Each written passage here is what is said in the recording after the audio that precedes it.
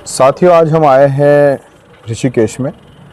ओशो गंगा धाम आश्रम है। कई बार हम यहाँ पे आते रहते हैं और आज भी इसी एक सीरीज़ में कि कुछ एक नई बात कि किसी धर्मगुरु के समीक्षा या किसी घटना के ऊपर एक समीक्षा के इसी चैप्टर में आज हम समीक्षा करेंगे फिर से आचार्य प्रशांत जी की एक वीडियो के माध्यम से, जो अभी आपको यहाँ पे लिंक में दिखेगा।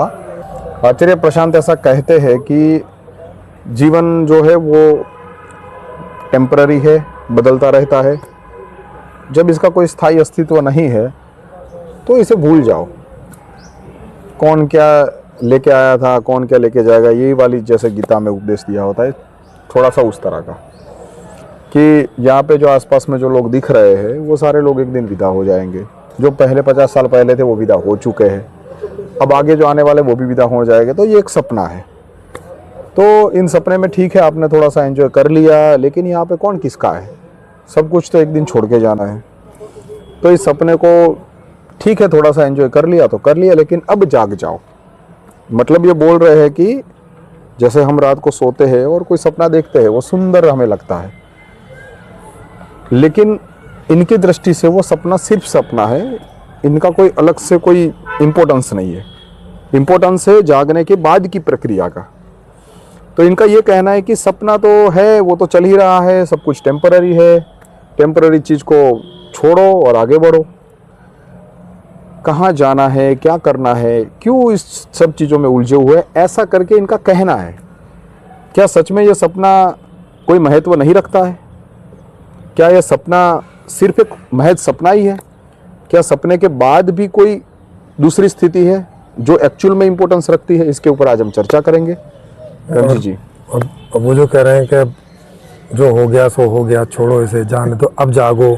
मतलब कहाँ जागो? हाँ कोई और धरातल है जागने का? हाँ, और जाग के कहाँ जाए? बिल्कुल बिल्कुल। मतलब क्या ये दुनिया कुछ और हो जाएगी? भाई, बुद्ध भी इसी जंगल में घूमे हुए 80 साल तक। ओशो या फिर जितने भी लोग, जय कृष्ण मूर्ति है, या अभी आचार्य प्रशांत खुद भी है। कुल मिला के इसी धरती पे ही चल रहे हैं ना सब। और जब आचार्य प्रशांत जी के लिए बढ़िया वाला स्टेज सजाया जाता है, फूल बिछाए जाते हैं उनके चलने के लिए, उसको नहीं कहते कि अब ये, तब ये सपने की मिठास कौन लेता है? कौन इस टेम्पररी में मजा ले रहा है? जिसको छोड़ने के लिए वो दूसरों को ज्ञान दे रहे हैं। क्या ये दोगलापन नहीं है?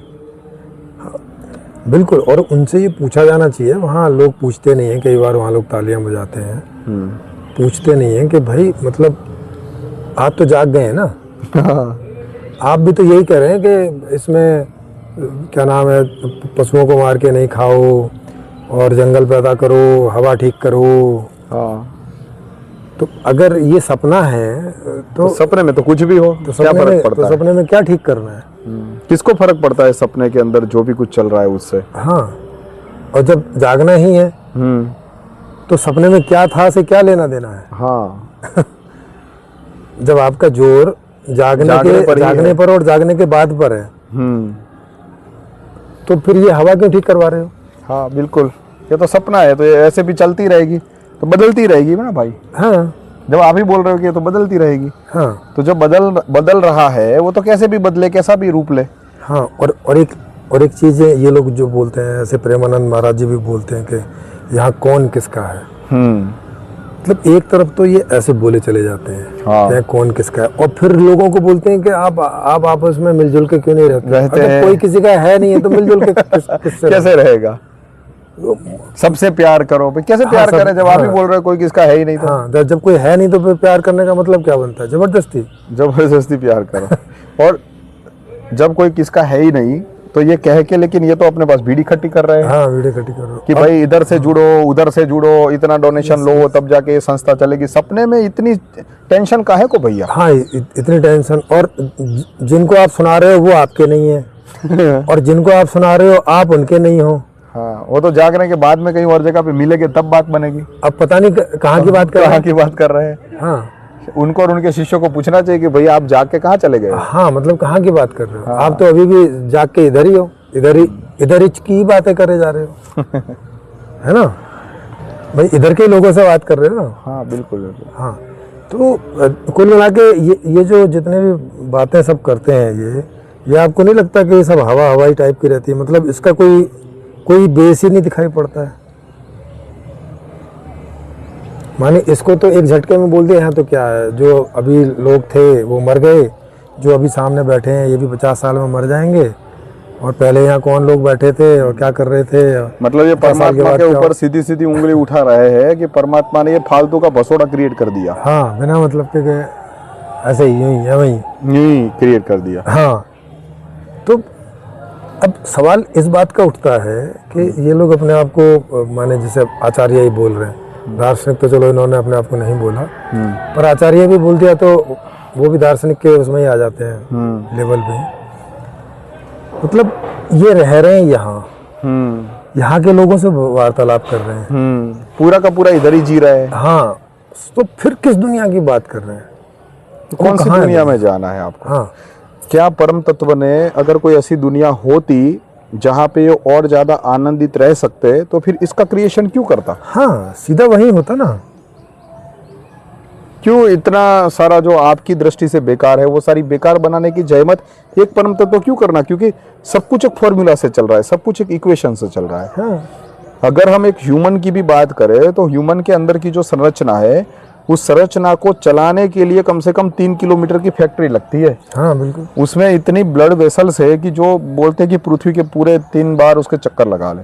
हाँ, मतलब ऐसा सूक्ष्म, अति सूक्ष्म और इस प्रकार का जो है वो फॉर्मूला क्रिएट करने में किसको इंटरेस्ट होगा अगर वो ये सब चीज फालतू है तो? यस, और इनकी बातों को और एक्सपेंड करें तो मतलब जितने वैज्ञानिक लोग लगे हैं खोजने में, जो खोज चुके हैं, सब बेकार, सब सपना। जितनी सरकारें बना रखी हैं, जो भी व्यवस्था कर रही हैं, सब इनके साथ भी जो लोग लगे हैं, जो व्यवस्था कर रहे हैं, इनको ले जा रहे हैं, बुला रहे हैं, इनसे स्पीच करा रहे हैं, इनकी देखभाल कर रहे हैं, मतलब कौन किसका है? माने सब सपना। कहने का मतलब इनका ये है कि हम एक तुच्छ है, हाँ, अल्प आयुष्य का एक सपना है और हमारा कोई महत्व नहीं है। भाई साहब, अगर सागर में बूंद का महत्व नहीं रहा तो उस बूंद से जुड़ के सागर कैसे हाँ, प्रोसेस करेगा? सागर के क्या महत्व रहना? हाँ, सागर का एग्जिस्टेंस ही कैसे रहेगा फिर अलग से? मतलब बूंद को हटा के सागर का महत्व कैसे आप ढूंढने जा रहे हो भाई? यस। और इन चीजों से, इनकी बातों से एक बात और भी लगती है। इसका मतलब है कि ये कोई और टाइप के जीवन को ढूंढ रहे हैं जहाँ ऐसा ना हो कि 50 साल पहले कोई और लोग थे, 50 साल बाद कोई और लोग होंगे, मतलब यही रहे। हाँ, 50 साल पहले भी यही रहे, 50 साल बाद भी यही रहे, और 50,000 साल बाद भी यही रहे। और आपको देख देख के कोई बोर होगा नहीं 50,000 साल तक ऐसा ये मान रहे हैं। हाँ,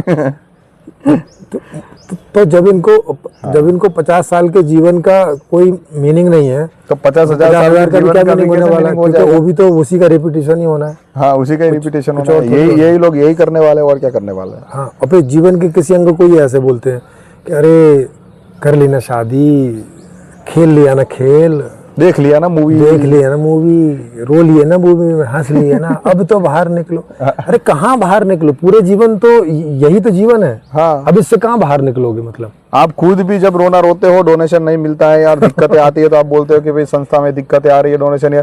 तो जब आप रोते हो तो उसमें भी बाहर निकलो भैया, ये भी सपना ही है। जागो भागो यहाँ से उस दुनिया में। क्यों लोगों को यहाँ पे इकट्ठा करके नौटंकी कर रहे हो? है ना? तो माने इसको ये आसार बता देते, और खाली कितनी सी बात के लिए कि इसकी उम्र जो 50 साल है, हालांकि 70-80 साल है, फिर भी इन्होंने घटा के 50 कर दी। चलो 50 भी मान लो कि आगे बच्चे का टाइम जो होता है और बाद में जब बूढ़ा होता है तो इंद्रिय क्षीण होती है, तो उसको निकाल के चलो 50 साल मान लो। तो मतलब तो 50 साल का जीवन है, इस बात को स्वीकार करके और उसे सुंदर और आनंदमय और सुखमय बनाने की बात क्यों नहीं करते हैं? क्या आपके पास वो प्रक्रिया नहीं है जहाँ से ये जीवन और बेहतर हो सके? हाँ, और अगर खाली बस छोड़ना ही है, मैदान छोड़ के भागने वाली मैदान छोड़ के भाग लिए, इसे सपना बोल के भाग लिए, निकलो। भाग भी नहीं लिए, दूसरों को भगा के इकट्ठा कर रहे हैं, दूसरों को भगा के भी इकट्ठा कर रहे हैं। देखो तो प्रोपोगेंडा इनका। पति को बोल रहे हैं कि पत्नी से भागो, प्रेमी को बोल रहे हैं प्रेमिका से भागो, प्रेमिका से बोल रहे हैं प्रेमी से भागो, लोगों को बोलते हैं थिएटर से भागो, फिर अपने आप से भागो, यहाँ कौन किसका है, माँ बाप से भागो, बच्चों से भागो। भाई जो जीवन है, इसे ढंग से सुंदरतम रूप में मैनेज करने की तो ये लोग बात ही नहीं करते। मतलब इसे तो इन लोगों ने अस्वीकार ही कर दिया है। फिर इसके अलावा और कौन सा जीवन है कि जो इसमें से जाग के और कहीं किसी और जीवन में जीना है, वो कौन सा है, कहाँ है? मुझे लगता है ये दर्शन का शास्त्र के जो बेसिक है उसमें से कुछ चीजें भूल चुके हैं कि जो हमारी 4 अवस्थाएं होती है, जागृत अवस्था, स्वप्न अवस्था, सुषुप्ति अवस्था और तुरीय अवस्था। ये जागृत अवस्था है जिसमें हम आपको सुन रहे हैं, आप हमको सुनेंगे कभी, या लोग आपको सुन के जुड़ रहे हैं। ये जागृत अवस्था है और जागृत अवस्था से और ज्यादा कहाँ पे जाग के जाना है भाई। हाँ। जागृत अवस्था में 2 जीव एक दूसरे से मिल सके, बातचीत कर सके, अपने जो डेटा है वो शेयर कर सके, इसलिए तो ये जीवंत है, इसलिए तो ये चेतन स्थिति है। बिल्कुल। इससे तो निचली अवस्था में फिर सुषुप्ति और स्वप्न अवस्था में कहाँ पे एक व्यक्ति दूसरे व्यक्ति के साथ में आदान प्रदान कर पाता है ना भाई? कहाँ स्वप्न अवस्था में कोई एक जीव है वो दूसरे जीवों के साथ में जुड़ पाता है? वहाँ तो अपनी क्रिएशन रहती है, खाली इसमें आपका ही एक रोल रहता है और आपकी क्रिएशन रहती है, आपकी क्रिएशन को आप भोगते हो। हाँ, बस आपकी जो प्रोडक्ट सर्विसेज है या कोई भी आदान प्रदान है उसको दूसरा जीव भोग ही नहीं सकता है। और जब ये स्वाभाविक रूप से ये चेतन अवस्था में हम हैं और जागृत अवस्था में है और सारी चीजों को भोग रहे हैं, तो आप उससे अब इनको काट रहे हो। बिल्कुल। फिर कौन सी स्थिति में ले जाना है? क्योंकि 4 अवस्थाओं के अलावा दूसरी अवस्था तो है ही नहीं। हाँ, कोई है नहीं है।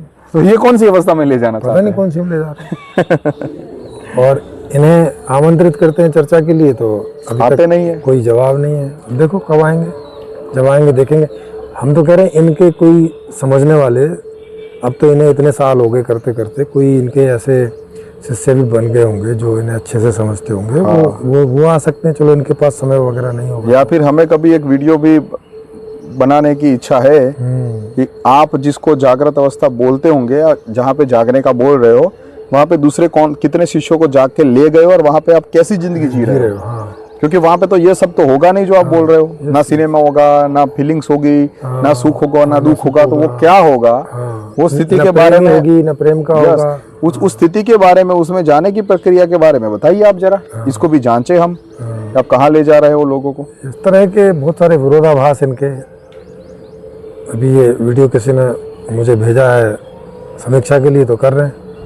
आप समझिए और कमेंट करके बताइए आपको क्या समझ। और साथियों, जब ऐसी इस प्रकार की बातें अतार्किक रूप से जब बार बार सुनी जाती है और उसको भी ज्ञान के रूप में सुनी जाती है, तो लोग जब इसको बार बार सुनते तो उनको ऐसा फील होता है जैसे आपस में किसी के साथ में क्या संबंध रखना, जब एक दिन सब छूट ही जाना है और कौन किसका है। तो इसलिए वो गहराई से हृदय एक दूसरे के साथ में जुड़ ही नहीं पाएंगे और धीरे धीरे वो डिप्रेशन में चले जाएंगे, अकेलेपन में चले जाएंगे। फिर वहां से शुरू होता है एंग्जाइटी वगैरह, ये सब। और उसके बाद में फिर यही बाबा लोग सिर पे हाथ रख के बोलते हैं कि हमने तुम्हारा शक्तिपात कर लिया है, अब तुम यहाँ से आश्रम में खाओ पियो रहो, संसार में तो सब माया है, सब फालतू है। तो ये सारा कुछ एक जीव जगत में जो लोग नेचुरली परम तत्व की इक्वेशन से पैदा होते हैं और इस संसार को भोगने के लिए आते हैं, उनको एक तरफ तो व्यवस्था मार दे रही है कि भाई कुछ को अमीर बना रही है, कुछ को गरीब बना रही है, कुछ को हेल्दी बना रही है, कुछ को अनहेल्दी बना रही है। अपने आप व्यवस्था ही काफ़ी चीज़ें क्रिएट करती है। और जब इस व्यवस्था से कंटाल के जीव जो है या व्यक्ति है, वो जब ऐसे गुरुओं के पास जाता है तो इनके ज्ञान के इतने कचरा मतलब डाल के और इसको बेचारे को डिप्रेशन में भेज दिया जाता है। चला जाता है आदमी डिप्रेशन में, अकेला जीने के लिए मजबूर। फिर उसको जीवन से उब जाता है कि अब तो दुनिया में कुछ है ही नहीं, कौन किसका है। बार बार सुनोगे तो आपको भी क्वेश्चन होने लगे, साला कौन किसका है। आपको भी लगा, आप भी देखोगे ये बेटा मेरा नहीं है, ये पत्नी मेरी नहीं है, बाबा मेरे नहीं है, कौन किसका है, ये तो 50 साल बाद चले जाने वाला, किसका है, छोड़ो। और ये शरीर, ये भी 50 साल बाद मर जाना है, किसका है करके ऐसे। तो बीमारी हो गई तो कोई नहीं, 50 के बाद 50 के पहले 25 में चले जाओ तो क्या फर्क पड़ता है। और जब कोई किसका है ही नहीं तो आपके भी कोई है ही नहीं, तो फिर आप तो भाई निकलो यहाँ से, फिर चलो निकल क्यों जिंदा हो। फिर इतना 70-80 साल का बोरा, किलो का बोरा उठा के चल रहे हो और सब जगह पे भाषणबाजी कर रहे हो।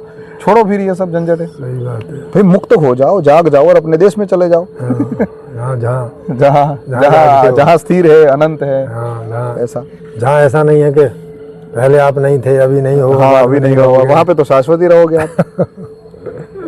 आत्म तत्व जो है वो कैसे काम करता है, उसकी उत्पत्ति कैसे हुई है, इंद्रियों से कैसे जुड़ा हुआ है, कैसे अंतःकरण मतलब हमारा मन, बुद्धि, चित्त और अहंकार काम करता है, क्यों काम करता है, इन सारे विषयों को जानने की बजाय वो संसार को ब्लेम कर रहे हैं, परम तत्व की इस रचना को ब्लेम कर रहे हैं। तो उनके ऊपर सबसे बड़ा सवाल आता है कि आपको ये हक किसने दिया?